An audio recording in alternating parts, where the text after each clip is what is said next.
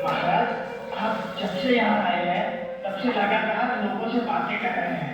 आपको थकान नहीं लगती? कौन हो तुम? महाराज, मैं जवान हूँ। अरे वाह, तुम तो सबसे नहीं काम कर रहे हो। भगवान तुम्हारा भला करेगा। महाराज, आपने 3 दिनों से कुछ खाया पिया नहीं। ये देखकर मुझे बहुत दुख होता है। तो क्या तुम मुझे खाना दोगे? महाराज, मेरा मन तो यही चाहता है, लेकिन मैं अपने घर की बनाई हुई रोटी आपको कैसे दूं?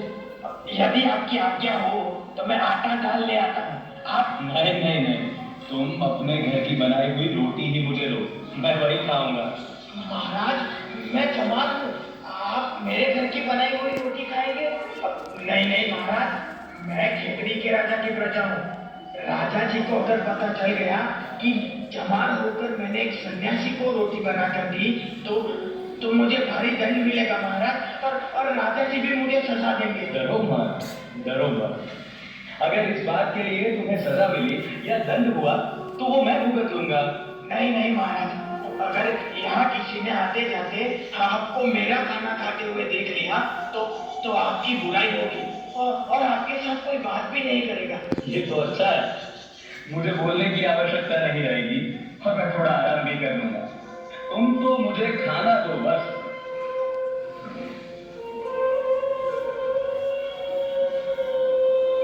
अरे अरे भाई, यहाँ आओ। हाँ, मेरे पास बैठो। बैठो, हम साथ ही खाना खाएंगे। घबराओ मत, मेरे लिए तुम मेरे भगवान के भेजे हुए दूत हो। मेरे साथ बैठो, तुम भी मेरे साथ ही खाना खाओ। बैठो। हाँ, चलो चलो शुरू हो जाओ। महाराज, महाराज, आप सचमुच आज तक किसी ने मेरे साथ इतनी अच्छी तरह से बात तक नहीं की है। महाराज, आप सचमुच महान हैं। बस बस भाई बस। जो दूसरों की भलाई सोचता है वो ही सबसे महान है, और इस तरह तुम मुझसे भी महान हो, ये याद रखना। महाराज, मैं तो आपके दर्शन करके धन्य हो गया। वाह वाह, क्या स्वाद है। ये रोटी कैसे बनाई, मैं तो बयान नहीं कर सकता। आज मैं ये रोटी खाकर तृप्त हो गया। सच पूछो तो कितने समय से मैंने इतना अच्छा खाना नहीं खाया। तुमने तो मेरी माता जी की याद दिला दी। मैं सच्चे दिल से भगवान से तुम्हारे लिए प्रार्थना करूंगा।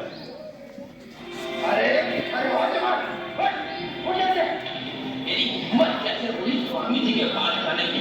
निकल निकल यहाँ से। अरे अरे रुको, ये क्या कर रहे हो? मत छुओ उसे। अरे स्वामी जी, ये क्या? आपने एक चमार के हाथों का छुआ खाना खाया? पहले तो तमीज से बात करना सीखो। पहले ये एक इंसान है और उसके हाथों का छुआ ही नहीं, बनाया हुआ खाना खाया है, तो क्या हुआ? लेकिन स्वामी जी, ये आप जानबूझकर कैसे खा सकते हैं? क्यों नहीं?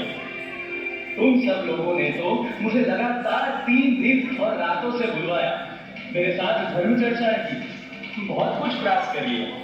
आपके सभी प्रश्नों का मैं समाधान करता रहा, लेकिन मैंने कुछ खाया कि नहीं, मैंने कुछ पिया कि नहीं, इसकी किसी ने खोज खबर की? मैं इंसान हूं भाई, मुझे जीने के लिए दाल रोटी चाहिए, समझे? स्वामी जी, हमें बताया होता तो हम आपके भोजन का प्रबंध करते। क्यों? हाँ, क्यों बताऊं? क्यों बताऊं मैं? मैंने तो भिक्षा मांगना भी छोड़ दिया है, और मैंने तो इसे भी नहीं बताया था, लेकिन वो मेरी भूख और प्यास नहीं देख सका, और इसके दिल में दया आई, तो इसने मुझे अपने हिस्से का खाना दिया।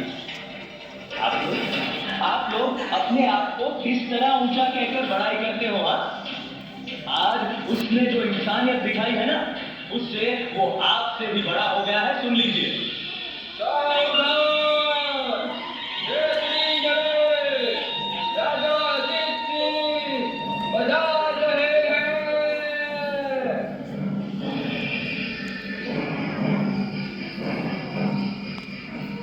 प्रणाम स्वामी जी। नारायण। खेतड़ी नरेश, उठिए उठिए राजन। ये क्या स्वामी जी, हमने सुना कि आप 3 दिनों से स्टेशन पर रह रहे हैं। कितनी असुविधा हुई होगी आपको। स्वामी जी, कृपा करके आप ये फल ग्रहण कीजिए। मैंने तो अभी अभी बहुत स्वादिष्ट भोजन ग्रहण किया है राजन। अरे वाह, आप तो भोजन किसने दिया? महाराज, महाराज मुझसे बहुत बड़ी भूल हो गई है, मुझे क्षमा कर दीजिए। अब से फिर कभी ऐसा नहीं होगा। अरे ये कौन है और इसने क्या गलती की? महाराज, ये चमार है और यहाँ स्टेशन पर काम करता है। महाराज, इस चमान ने अपने हाथों का बनाया हुआ खाना स्वामी जी को खिलाया।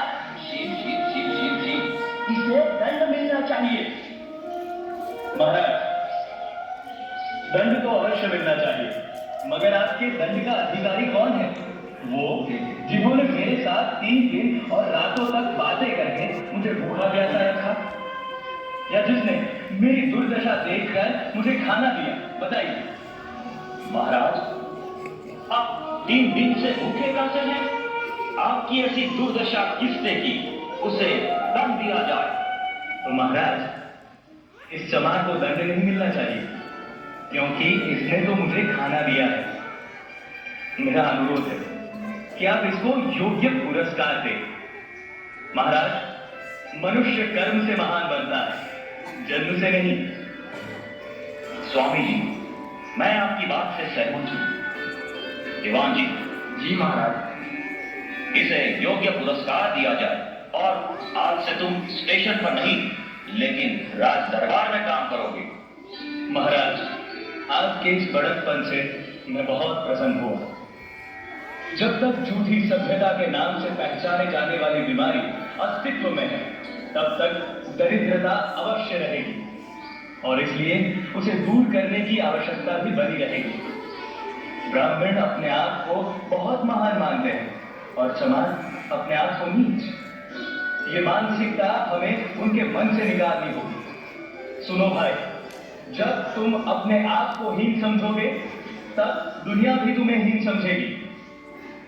तुम्हारा काम कतई नीच नहीं है, बल्कि सबसे ऊंचा है। क्योंकि अगर तुम जूते चप्पल नहीं बनाओगे, तो लोगों को चलने फिरने में कितनी मुश्किल होगी, जरा सोचो। इसीलिए अपने आप को छोटा मत समझो, अपना कर्म निष्ठा और गर्व के साथ करो।